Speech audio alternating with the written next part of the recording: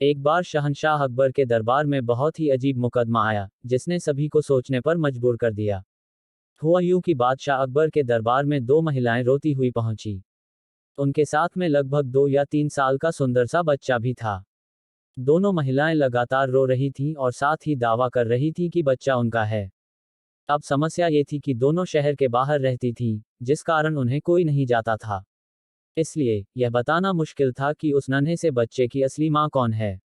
अब अकबर बादशाह के सामने मुसीबत आ गई कि न्याय कैसे करें और बच्चा किसको दें।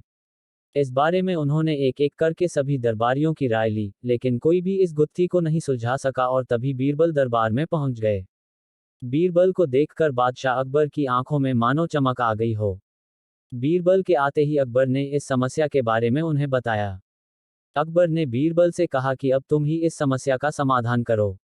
बीरबल कुछ सोचते रहे और फिर जल्लाद को बुलाने के लिए कहा।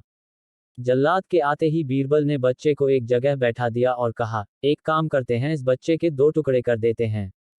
एक एक टुकड़ा दोनों माओं को दे देंगे। अगर इन दोनों महिलाओं में से किसी एक को यह बात मंजूर नहीं है, तो जल्लाद उस महिला के 2 टुकड़े कर देगा। यह बात सुनते ही उनमें से एक महिला बच्चे के टुकड़े करने की बात मान गई और बोली कि उसे आदेश मंजूर है। वह बच्चे के टुकड़े को लेकर चली जाएगी, लेकिन दूसरी महिला बिलख बिलख कर रोने लगी और बोलने लगी, मुझे बच्चा नहीं चाहिए। मेरे 2 टुकड़े कर दो, लेकिन बच्चे को मत काटो। यह बच्चा दूसरी महिला को दे दा।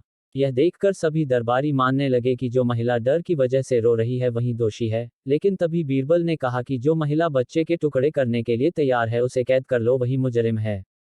इस बात को सुनकर वह महिला रोने लगी और माफी मांगने लगी, लेकिन बादशाह अकबर ने उसे जेल में डलवा दिया। बाद में अकबर ने बीरबल से पूछा कि तुमको कैसे पता चला कि असली माँ कौन है।